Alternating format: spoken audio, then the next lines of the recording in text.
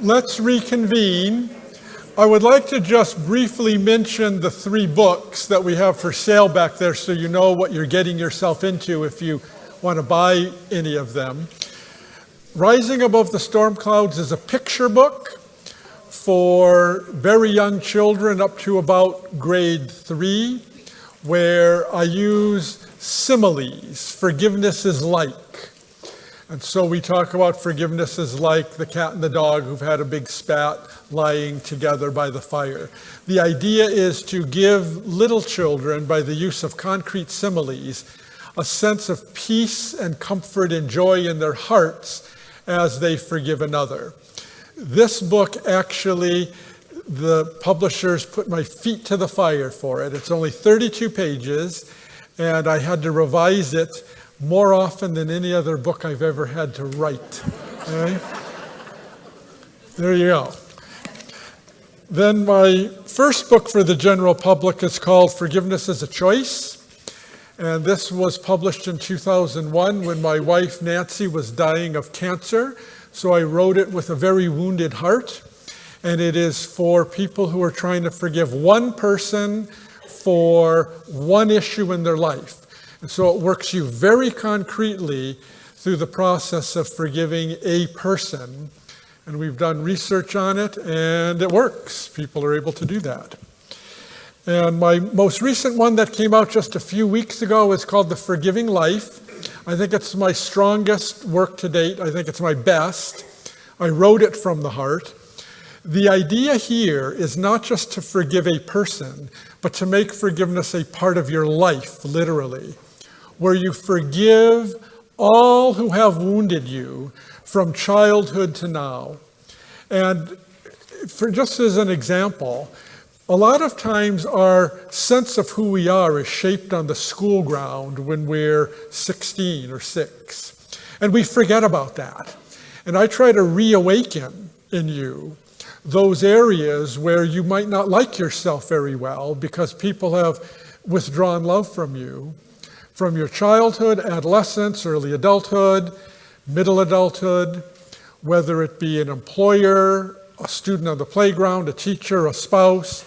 And we ask you to literally do the work of not just forgiving people, everyone who needs forgiveness, but to incorporate the virtue so deeply in your life that it becomes a lifestyle, a way of looking at the world, as we talked about this morning, a way of interacting with others by extending love even when it's difficult, and how to give forgiveness away to others. So this is the most challenging text that I've ever written because it helps you to grow as a person, not just forgive someone for.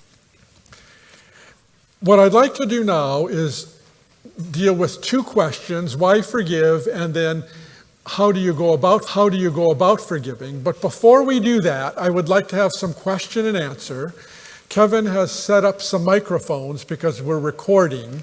So those of you, take the virtue of courage in hand and come up to the microphone and share your question with the rest of us so that from the issue of who you are and what's on your heart, we can understand forgiveness a little better.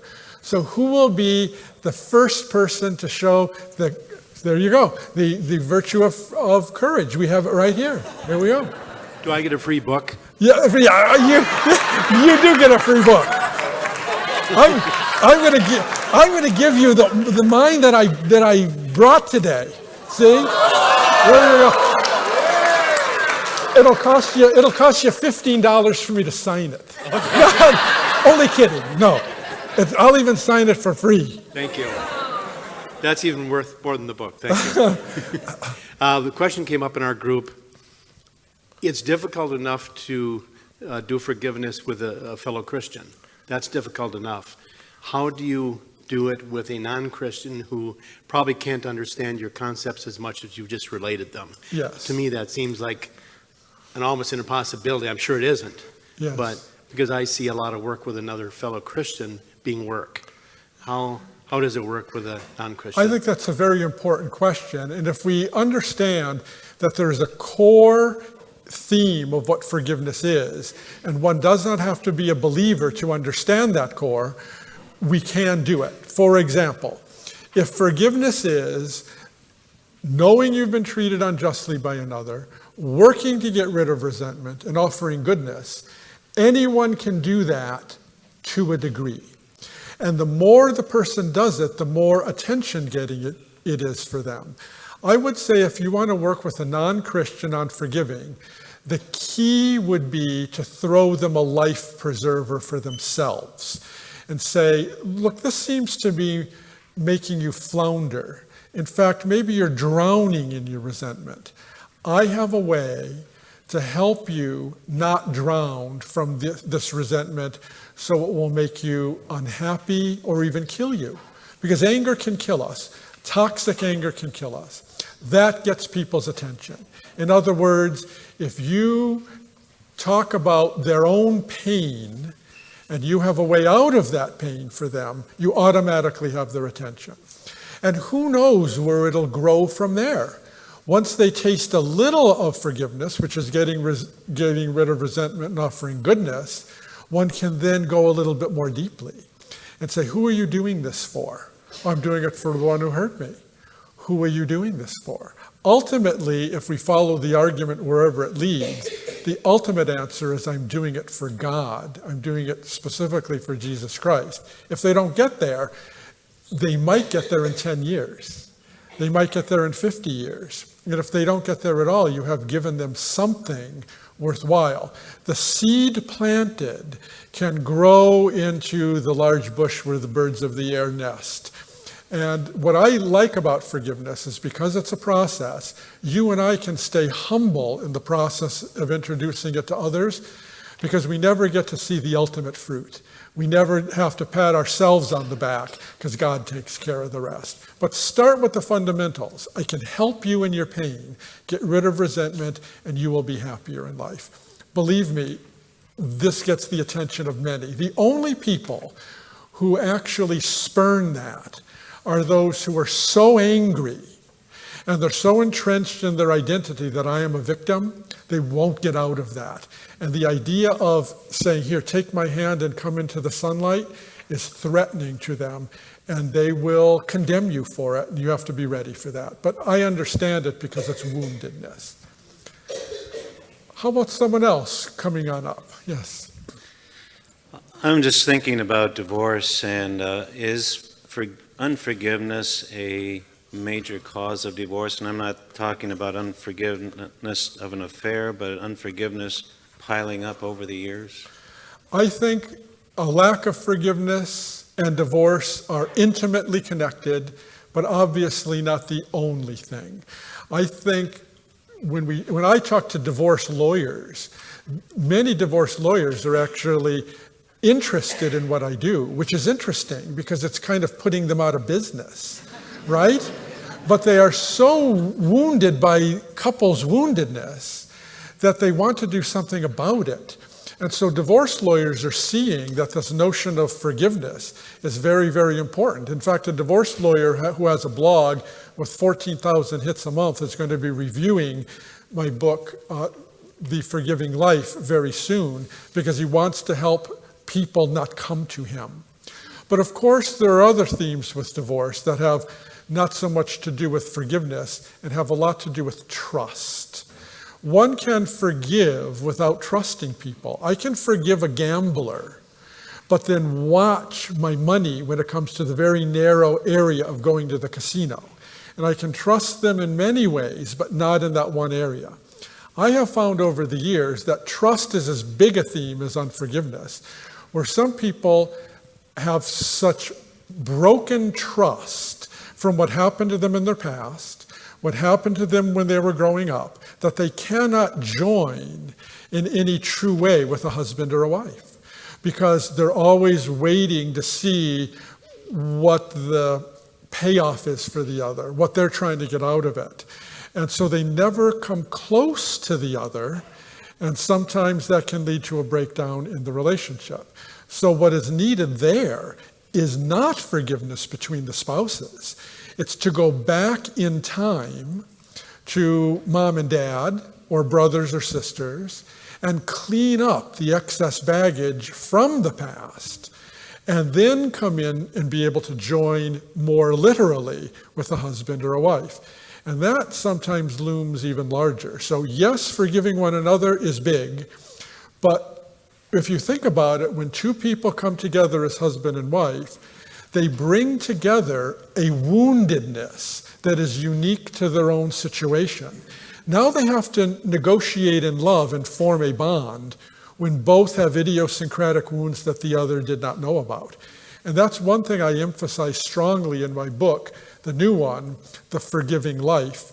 Husbands and wives need to watch each other, go back to their family of origin, see each other's wounds, know the pattern of woundedness that they have brought in to wound each other, and then from the strength of that position and the insight, which softens our hearts toward the other, forgive each other for wounding each other. And I think that's much more effective than focusing only on husband and wives forgiving each other. It's a little more complex, but it's much deeper and more solid, I think. So thanks for that question.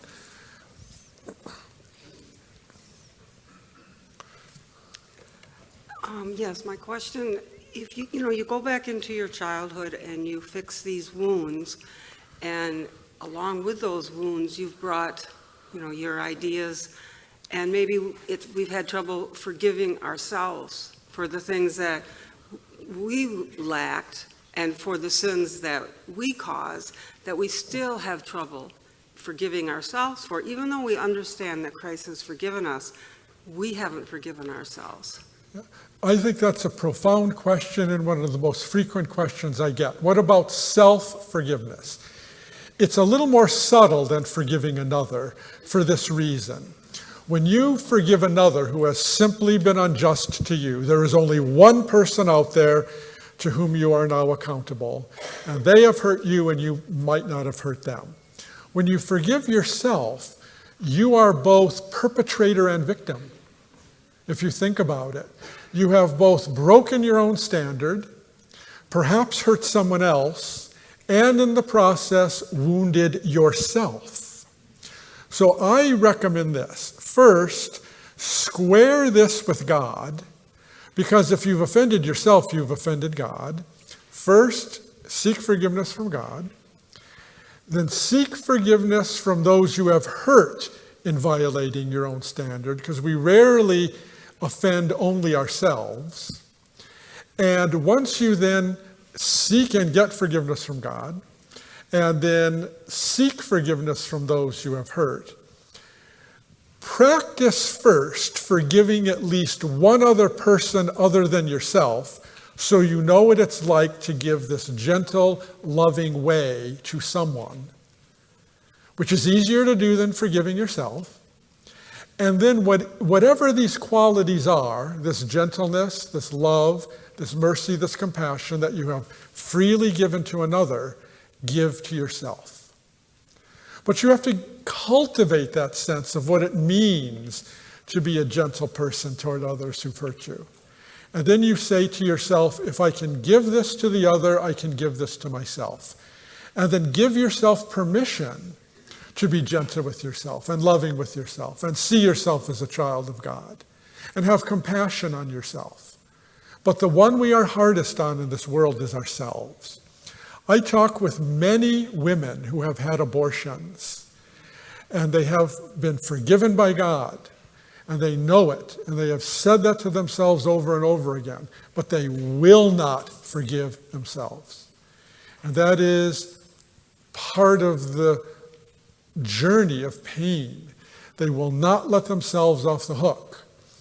And the key there is to just keep at it in knowing God has forgiven you and what that means, and not giving up on offering yourself that gentleness and compassion every day. The journey is harder, the journey is longer, but the outcome is no less effective. And you might be struggling with something that you think is the unforgivable sin. Well, in all likelihood, it isn't. And so seek that forgiveness from God, forgive others for other things, and then offer that to yourself, and persist, and never give up on that. But I see that happening all the time. When we've offended ourselves, we won't let ourselves off the hook. Be a forgiver of others and see what happens. Others.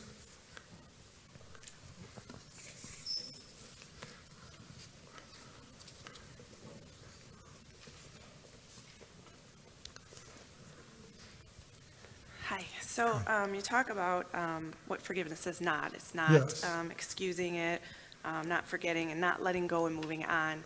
How many, it's difficult to ask, but how many times do you forgive someone who doesn't necessarily receive your forgiveness? And how do you move on from that? Okay, that is a really good question. What happens when someone is continually chipping away at who I am as a person, who's continually insulting me, continually being unfair? What do you do? Well, the challenge is greater under those circumstances because the 100th injustice is usually worse than the first. And it's not just 100 times worse, it gets exponential because we say, how could they keep doing this to us? So it's not like if we have, to use a concrete analogy, every time that person hurts us, we have a 1 pound weight put on our back. So that at the 100th time we have a 100 pound weight. Now we might have a 1,000 pound weight. It gets worse. And my advice to you would be to know you have a challenge, to forgive every single day and every time this happens, and don't forget about justice. Ask something of the person, but only after you've forgiven that day, so you don't demand a pound of flesh. In other words, when you ask for justice from a position of anger, it's going to look entirely different than if you ask for justice from the position of quietude in you and a certain gentleness, even if it cannot yet be love toward that person. And it doesn't mean you will not accomplish the task, you just have to be vigilant. And you have to do it every single day. It's not unlike certain medical illnesses where someone has to attend to the illness every day. And that can get tedious. And that's when we need, and I talk about this in the book, The Forgiving Life, we need a strong will, but we also need the grace of God because it's going to be impossible if you don't do this uniting in love. Jesus wounded for you, you and your woundedness united with Jesus for the other. You're going to have to do that. And it's not easy to do, but you've got a challenge here. And you have to, here's the biggest challenge, I think. First of all, not giving up and not becoming bitter. Because a lot of times when we're faced with these everyday things that aren't so bad that we're going to leave the relationship, there is a tendency for us to color our world with the view that everyone's out for themselves, this is not a nice person, and the forgiving helps keep alive the reality that this is a wounded person who is a child of God. And I know it's tough, but there are a lot of things in life that are tough, and it is a challenge, and it's more of a challenge than most of us face, but it can be overcome through the strong will and the grace of God. You need a strong will to do that. So just be ready to do this daily. Eventually, it very well might end because your continual forgiving and then asking for justice from that position might get that person's attention. And even if it doesn't, keep at it. Never, never, never, never, never, never, never, never, never give up. That was Winston Churchill's address. He was giving an address somewhere, and that's what he said. And so I pass that on to you as a forgiver. Other questions?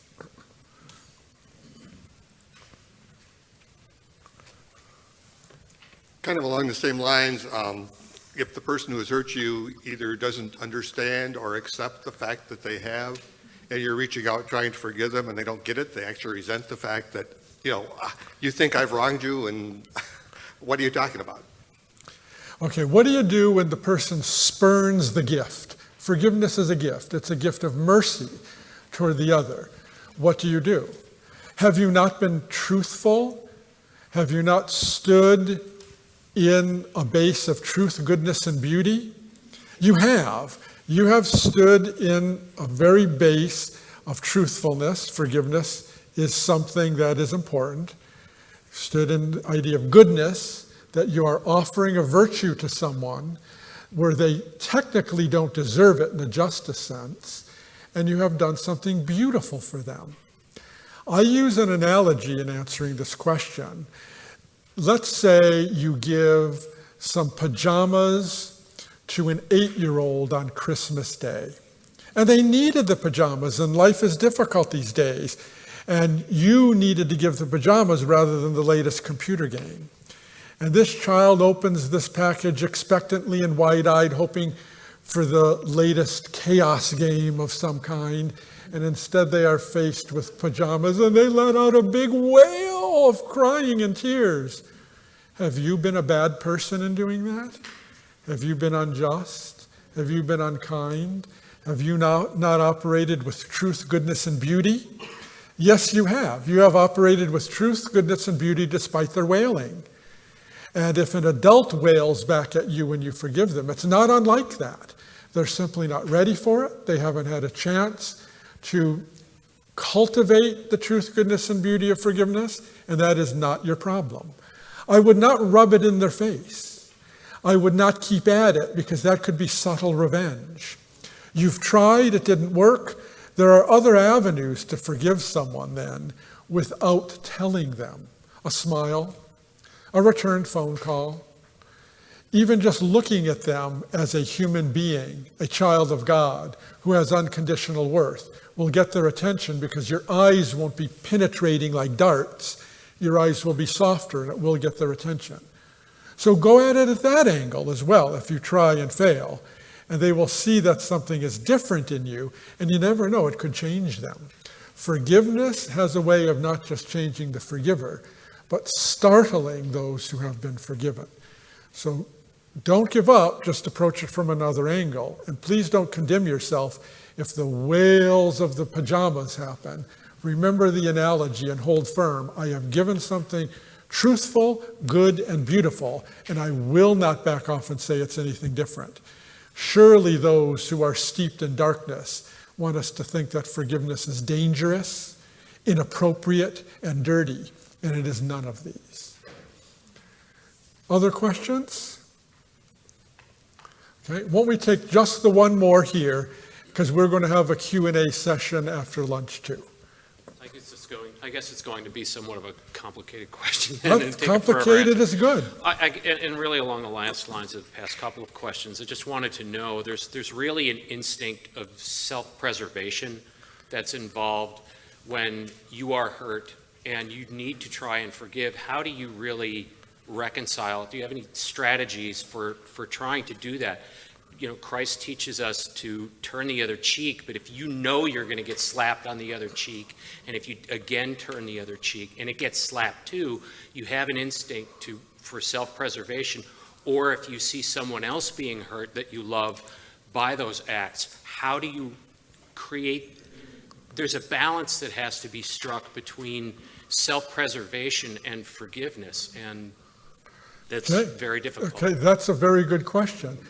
I would like to put on my philosophical hat for a moment and ask the question, what ultimately is self-preservation?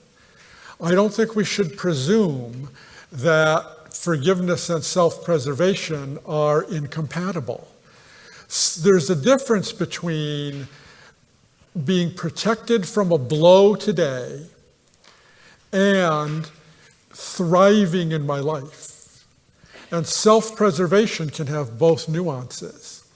It seems to me that if we choose between self-preservation understood in the first way, where we don't want to get hit, versus self-preservation in the second way, where we go on to thrive in life, I think we can make the two work together very, very well. It seems to me if we toss forgiveness out so we don't have a sore cheek tomorrow, that in the long run, we are not preserving our life. We might be contributing to destroying it. And do you know why? Because we have no outlet for the toxic anger. Remember Kevin in his introductory remarks talked about denying or just trying to let something go and moving on, or forgiving.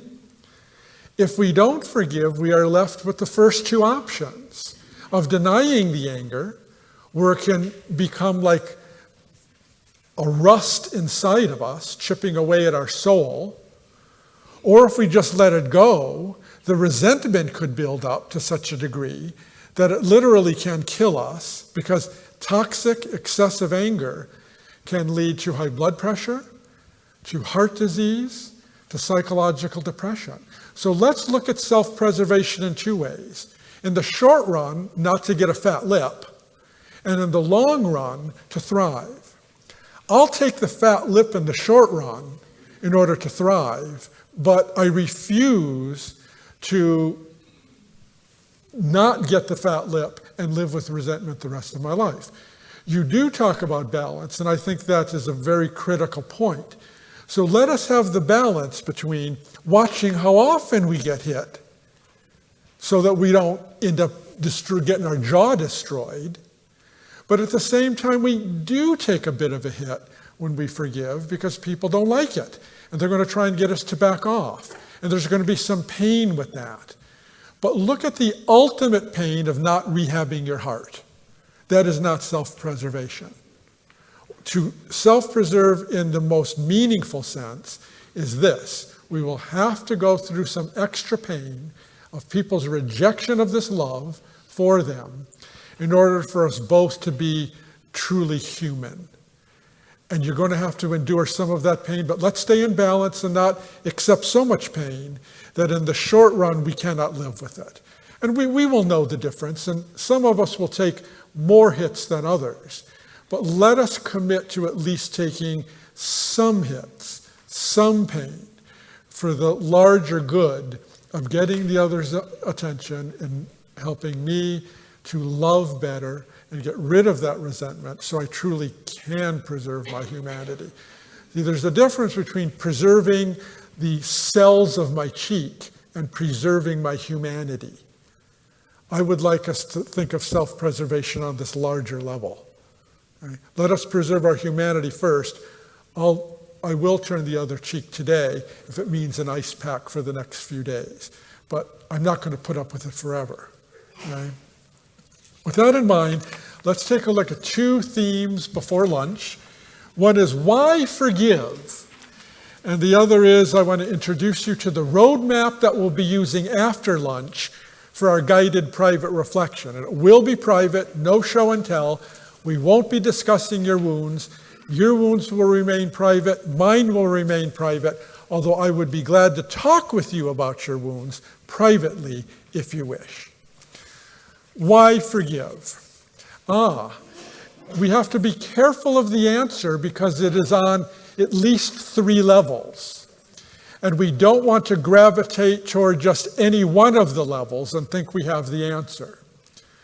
The first answer, and I think it is the least interesting, but the most attention-getting answer, is I need to forgive for my own well-being. I need to forgive to live. Throw me a life preserver because of my pain. And that is a very legitimate reason to forgive. If you are wounded today, and I know you are, even if you don't know you are because you might be in denial, remember Kevin's 3 big points at the beginning, even if you don't know you're wounded, I know you're wounded. And eventually you're going to come to that realization, if you have not practiced forgiveness, I mean, and you will want to get rid of the pain. And that's very honorable. Again, if we blow out our knee working out, we're not going to say, oh, okay, I've got a limp and I might have it for the rest of my life. No, you go to the doctor and you either rehab it or have surgery and then rehab, and you do what you can to get rid of the pain. And so when we think of forgiveness as a life preserver to a drowning person in the pain, It is completely honorable. And much of my research at the University of Wisconsin has been to look at this level, to look at the outcomes for people who are so wounded they need rehab of the heart, or else things could get very bad for them. I'll just mention a few studies to give you a sense of what we do. We worked with 12 incest survivors, all women, who came to us after years of living with incest. And before Suzanne Friedman, who's a professor at the University of Northern Iowa, and I did this study, the field of psychology said, the best thing you can do in therapy for an incest survivor is to get her to accept her pain, because there's no way out of the pain, really. We have no known psychological techniques to help alleviate this pain. And you're being unrealistic if you think you are going to alleviate the pain. Get her to accept it, because this is too horrendous an injustice. So Susie and I, for 1 year, I have to forgive myself for this. For 1 year, we didn't do the study because we thought people would be upset by it. We envisioned picket signs outside of the Educational Sciences building with people saying, how dare you say to incest survivors they can forgive the perpetrator and go back into that evil? How dare you not protect her? How dare you, again, expose her to the turned cheek? But that's not what forgiveness is. It's not the same as reconciliation. One can forgive and not reconcile if the man is still a perpetrator.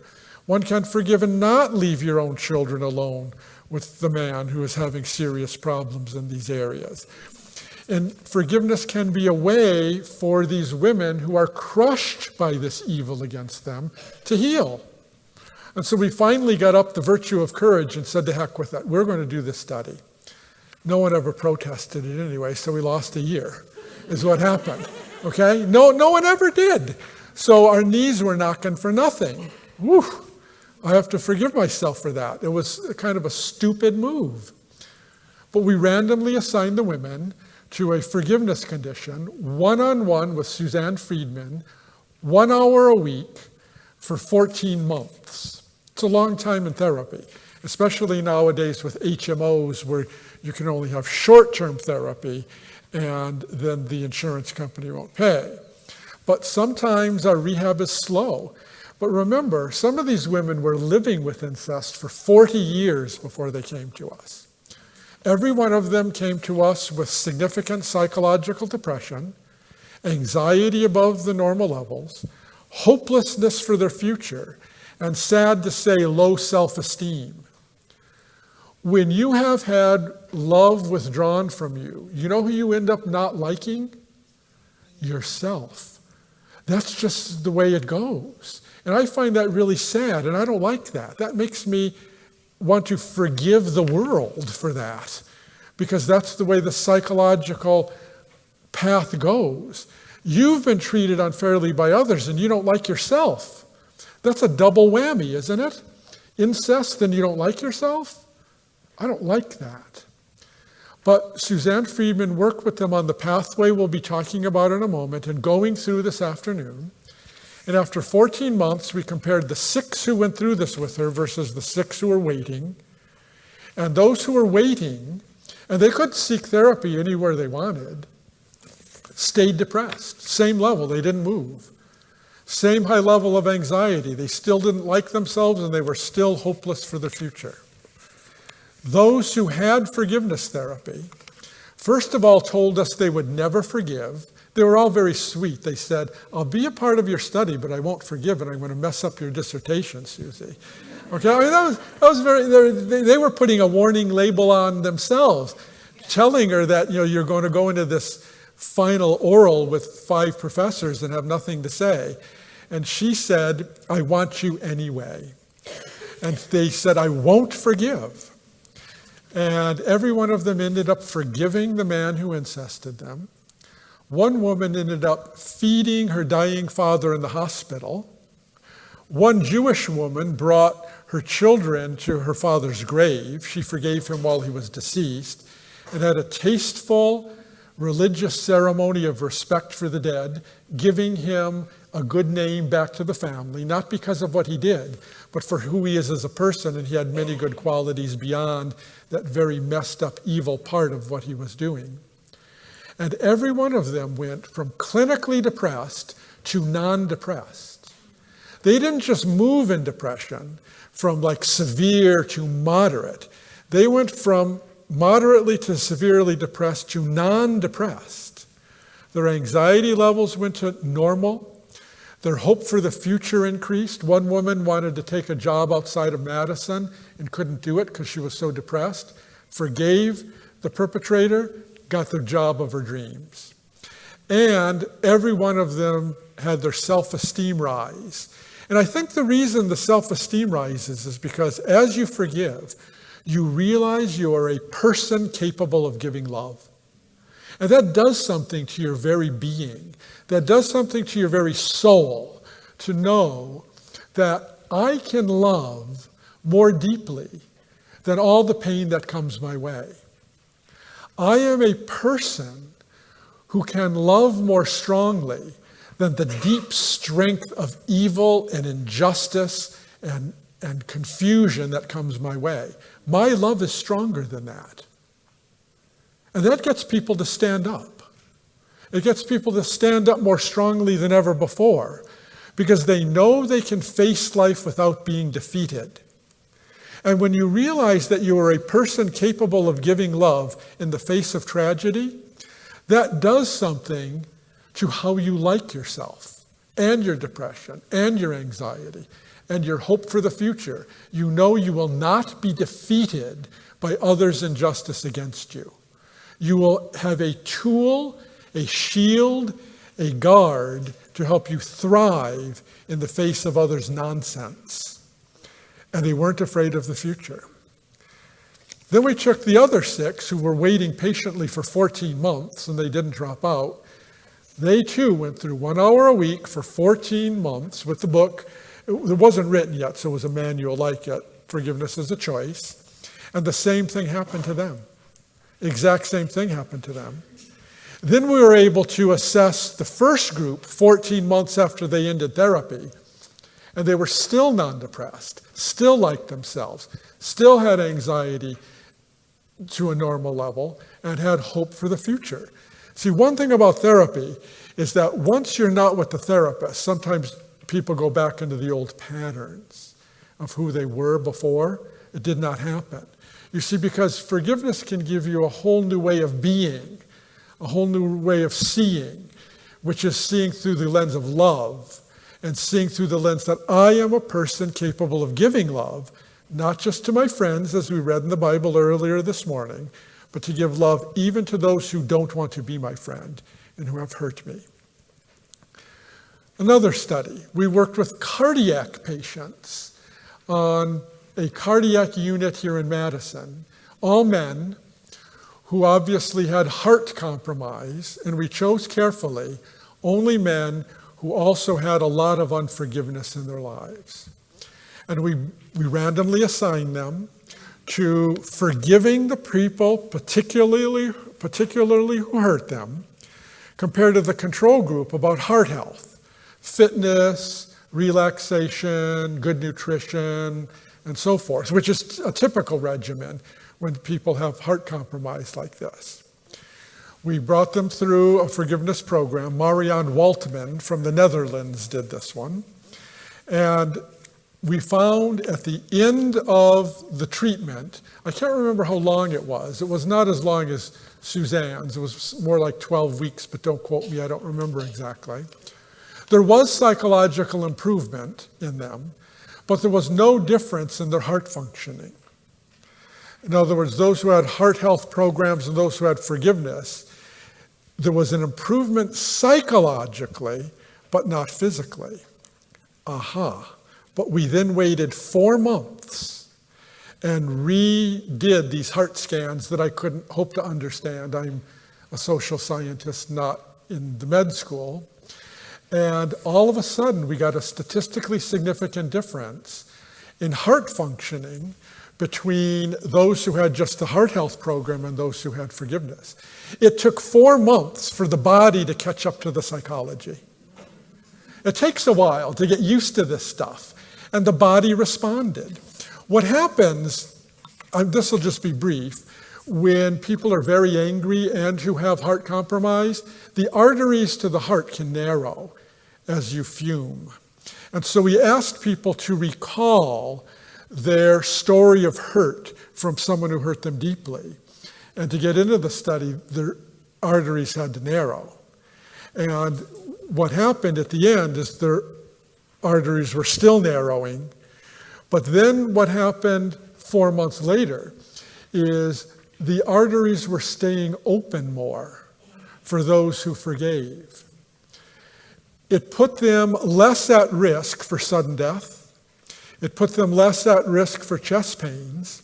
And it was the first study in the world ever published showing that forgiveness has a direct cause and effect relationship to a vital organ of the body. And it makes sense, doesn't it? I've been using the idea of the wounded heart and rehab of the heart. Well, the heart from ancient Greece is the seat of emotions. But at the same time, our emotions do have an effect on the heart.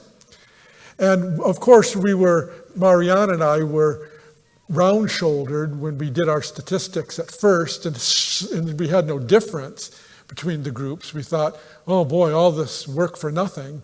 But then we were delighted to see that, in fact, forgiveness can have a vital effect on a vital organ of the body. And then here's just a third one. And we have many, and many of the studies are on our website, internationalforgiveness.com.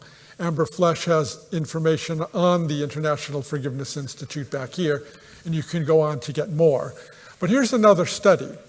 We work in Belfast, Northern Ireland, and we do that deliberately because they've been at war there, British and Irish, Protestant Catholic, for 400 to 800 years, depending on which history you read. And we're doing preventive programs with children, where we try to get them when their little hearts are soft and open to this kind of thing. And we talk with them. We train the teachers, and their own teachers deliver forgiveness curricula. 1 hour a week for up to 15 weeks, where they have stories like Dr. Seuss and the like, and I'll be talking more about that this afternoon.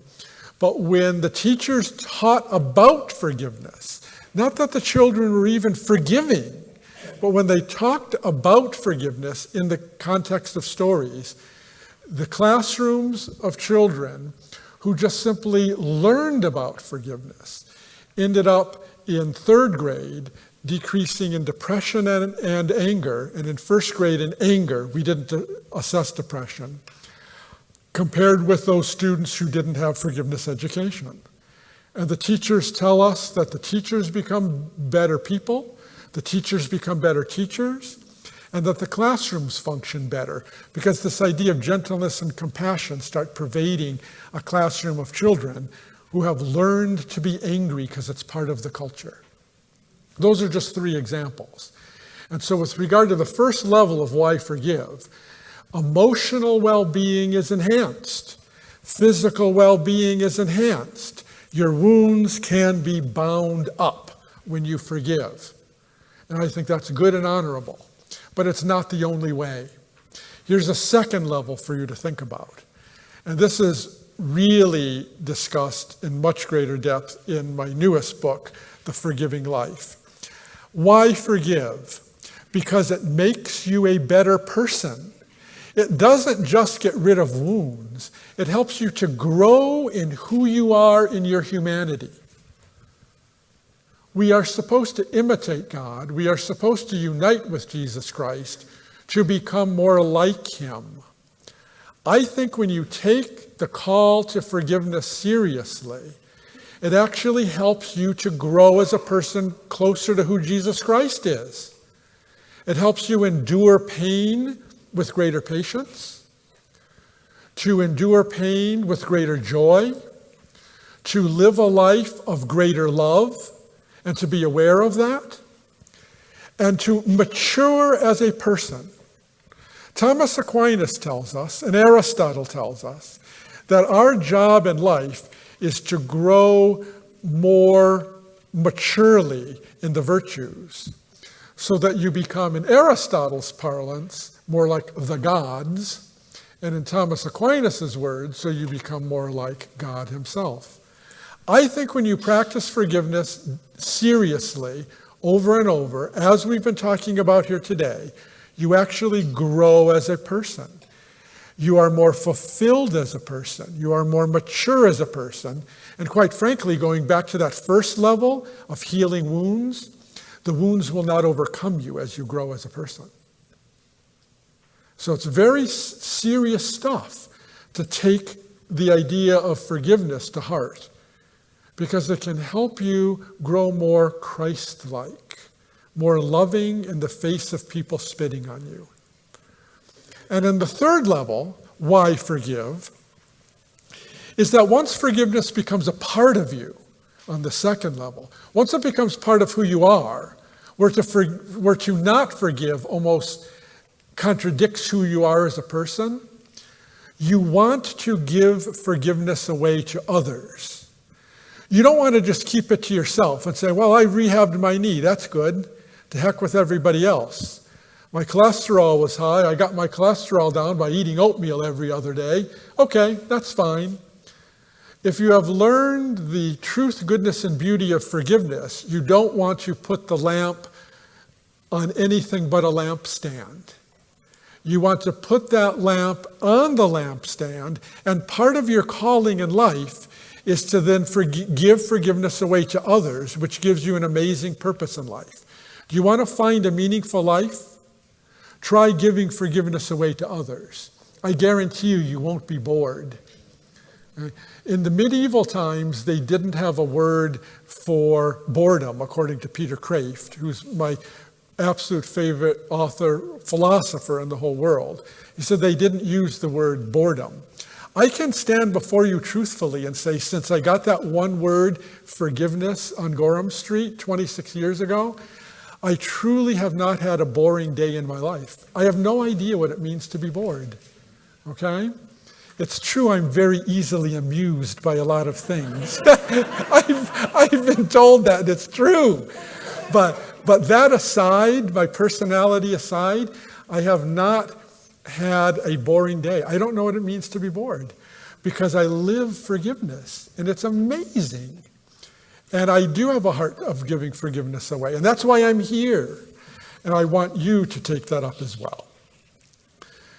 So with that in mind, those three levels, I'm getting rid of my owie, I am growing as a person, and I want others to grow as people. Those are the three reasons we forgive.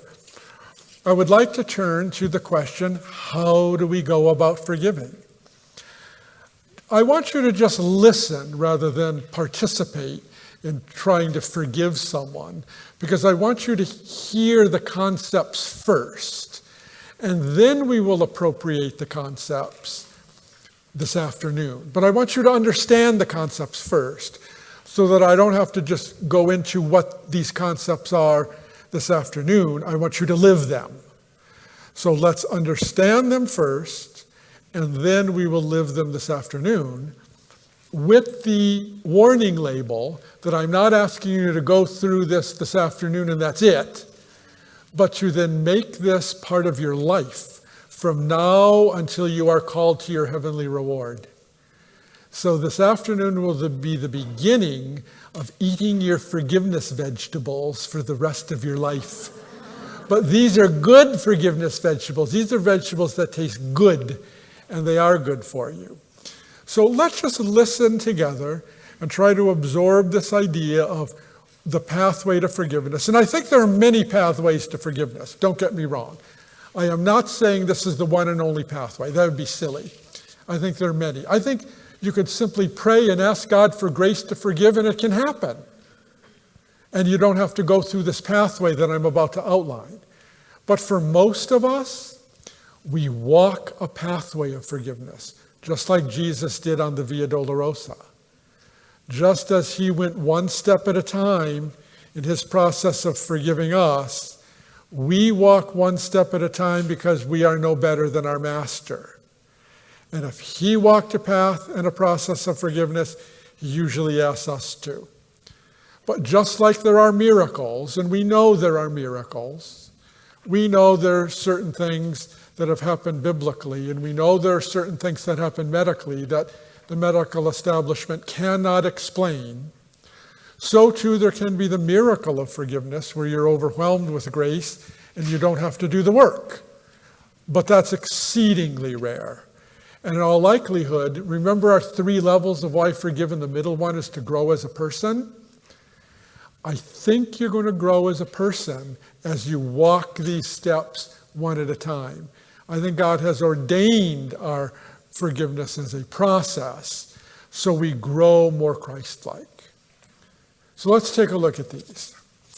First of all, notice that we have divided up the forgiveness process into what I call 4 phases.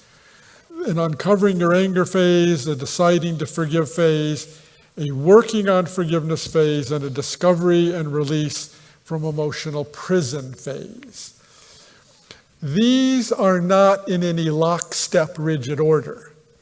People move in and out of these and move backward and jump around to different parts of this. It's not neat and clean and tidy.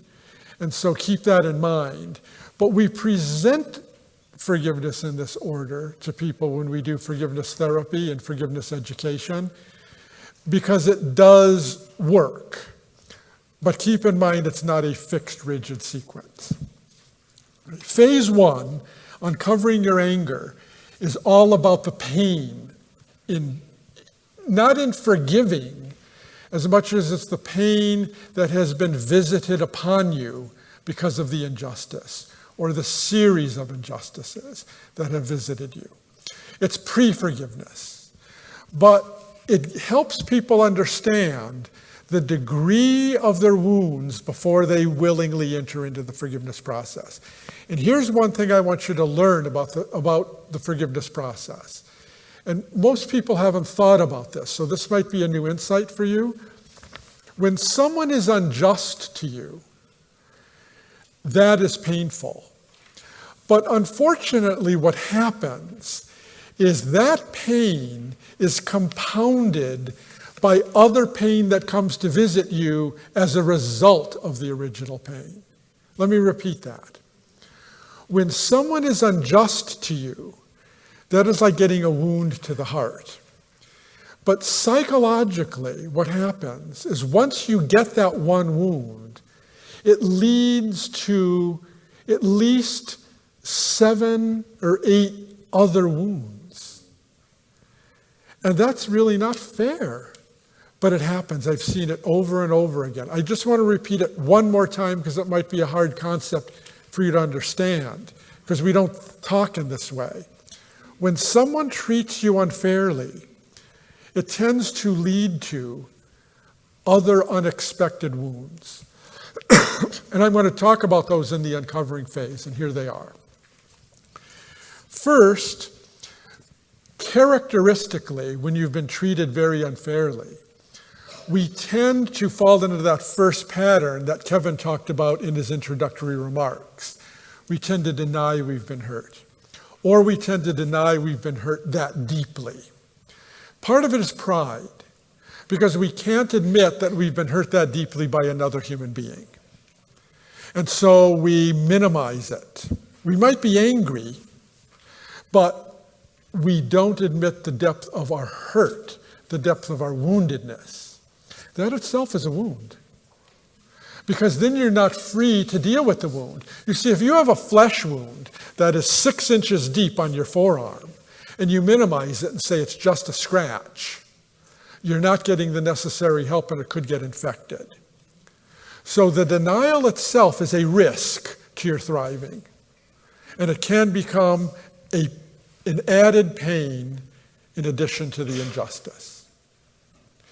Another thing you see in the uncovering phase that is added to the injustice itself is your emotional reaction to the injustice in the form of mourning, sadness, anger, hatred, resentment. We all have a different name for it.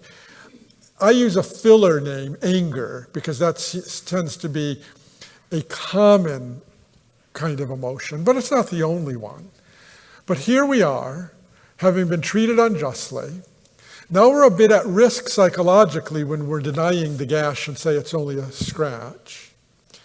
And now we find when we break through the denial that not only do we have a 6-inch wound, but it hurts. And it hurts a lot. And this kind of emotion can be very painful. And so that's an added wound to us that we didn't deserve. It's not fair for us. Then comes shame. A lot of times when you and I have been treated unfairly by others, people look in and whisper. They say, what's going on with them? And why are you struggling so? Or, oh, did you know what so-and-so's friend did to her? Or do you know what his wife is doing? And or she's an incest survivor, which happened to our incest survivors. Oh, that's bad. Well, yeah, but when people start talking about what you're facing, that can be shame. If a child is beaten at home, the child has to go into school with the black eye or the cheek that's puffy. And others are going to ask the child about that. That's shame. And the child didn't deserve it. And that's another layer of pain. And we're going to talk about that. Then comes our health. Our health oftentimes is affected when we are struggling with the pain of injustice, the pain of denial, the pain of this emotion, this very strong emotion, and with the shame. And we tend to become tired. That's the most common health complaint I get. Fatigue. Because we ruminate on what happened. We put energy into what happened to us. And even if it happened 20 years ago to you, you might dream about it. It might disrupt your sleep. Or you're just carrying it around in your mind and that dissipates some energy. And you don't deserve that. And that's another layer of pain. Then we think over and over about the issue. I once worked with a young man at the university whose father beat him when he was a child, and he's now 21. He had a dream of his father chasing him every single night when he went to sleep. And he had that for over a decade. He forgave and the dream stopped, which is really interesting. But that's another layer of pain that he didn't deserve. And if you think about the person and you dwell on it, that's uncomfortable. It's a layer of pain, you don't deserve it. Then we sometimes compare ourselves with the other. There's a person named Mr. Kiel, Kiel, who wrote a magazine article. He owned a business establishment, was shot by a robber through the spine, and he became a wheelchair person. And he started comparing himself, can't use his legs anymore, with this robber who was never caught. And that comparison sank him into a depression. See, it wasn't just the robbery and the shooting, it was the comparison, which is another layer of pain. And he didn't deserve that. And that layer of pain was bringing him very low until he forgave and realized that this other person might be more wounded than Mr. Kiel is with the way he was living his life. And the comparisons, when it stopped, was a layer of pain taken off of him. Then comes another layer of pain of having to make a change in your life. If you've broken up with a partner, you might have to move to another apartment or move to another city. If you are having trouble at work, you might have to seek new employment. A lot of times when we've been treated unjustly, we have to make life adjustments, and that's not fair because we've been living our lives well. And now we have to make these adjustments because what some other person did? That's not fair. Do you see it's not the original problem? It's an added problem. Do you see that when someone wounds us, it isn't just an isolated wound and we deal with the wound, but it compounds. And then we find, as the final layer of woundedness, that people's thinking about how the world works actually becomes more negative, more pessimistic, where the glass is always half empty for the person. No man can be trusted. No woman can be trusted. No employer is really any good. They're all in it for themselves. All children are just little narcissists. Okay? Oh, maybe that one's true for those of us who have children. No, this is on tape. Sean and Kevin, my two sons, forgive me, I was just joshing. Okay? You never know, they might hear this. I was kidding, guys. Forgive me. Okay? And so we start becoming pessimistic without realizing it. We sink into more darkness in how we view the world rather than lightness and joy. And we don't deserve that because we didn't ask for that. You know, people treat us badly, and now all of a sudden we start having the more pessimistic philosophies. And we show all this because it's real. And you might not have all of these issues, but you might have some of them. And they will compromise your happiness and your thriving, and ultimately you're living a life of joy and living a life of rejoicing in your suffering for Jesus Christ's sake. Because that's the goal. Despite all of these wounds, I want you to have what Paul and Peter talked about through experience. Joy and rejoicing in their suffering. If you notice, the biblical passage of this morning didn't say, I now rejoice because I'm free of my suffering. Did you notice that? It said, I rejoice, what was the little preposition? In, okay? In my suffering. I want you to remember that, because that's where we're heading when we forgive. We rejoice in our suffering. Then we go to the decision phase. And we just simply want to know if people want to walk through the forgiveness door. Many people tell me that the second phase is the toughest part of forgiveness because you're making a commitment. It's like getting up off the couch and not being a couch potato anymore and say, I am going to get in shape. The hardest part isn't lifting the weights or doing the running. It's saying yes. And then going ahead and making the plans. Saying yes to forgiveness is difficult because you're confronting your wounds with a new way, and new ways sometimes are scary, and you're starting a new life and where you could become an entirely different person. Remember our 3 reasons for why forgive. Get rid of pain, become a better person, change as a person, and then give this away to others. That's the middle one. You may end up changing as a person. That's scary. But we end up exploring what forgiveness is, and we'll do that this afternoon. Then comes the phase that's what we call the working phase, because you actually do the work of forgiveness there. First, you work to understand. You understand what has happened to you, and you understand who the person is who hurt you. And we're going to work on that. Who is this person who has hurt you? And it goes beyond their name, their rank, and their serial number. It goes beyond specifics. We'll get into that. Then comes the work of compassion, the softened heart toward the person. That only comes when you start seeing them in a broader context of who they really are. Then comes accepting the pain. I'm not saying put the pain on your back so it crushes you. I am saying that what happened to you did happen. And you have pain, and you can't reverse what happened to you. You can't do it. You can't reverse it. And we're going to have ways to deal with that reality. We're going to face that pain head on this afternoon. And then we're going to talk about giving a gift to the one who hurt you. Why? Because forgiveness is an act of mercy, and mercy is the act of giving gifts. We're going to talk specifically about giving a gift to that person. And I think you know by now that the ultimate goal is to give the gift of love that will take, for some of you, a long time to nurture, but let's begin today. Then comes phase 4, where we wrap up forgiveness. The discovery, where you discover meaning in what you've suffered. What you have suffered is not for nothing. You know what one meaning we're going to talk about? Your opportunity to unite with the crucified Christ in love with him, to have a more intimate relationship with him because of your pain, and then to operate more deeply with forgiveness because of that.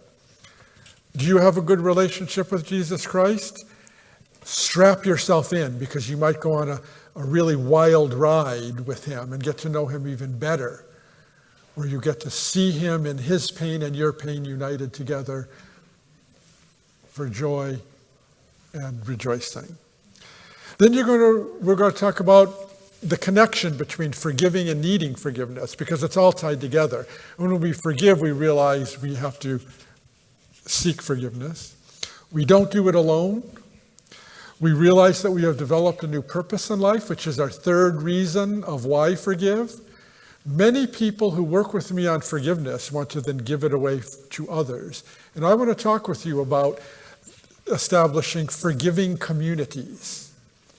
I want those of you who have the energy and the courage and the vision to form forgiving communities, and the International Forgiveness Institute will support you in that. And then ultimately you discover the freedom of forgiveness. So you can stand with Paul and Peter and say and mean it, I rejoice in my suffering. I have joy in my suffering. And it might not ever be taken completely away, because that person might have divorced you and you might never see them again. But despite permanence to the injustice for some of us, it won't be permanence of the pain in our heart, because we will be able to stand up as new people. Okay, with that in mind, we are now going to have lunch from 12 to 1. Your homework assignment over lunch: think of one person who's hurt you, where you still have resentment.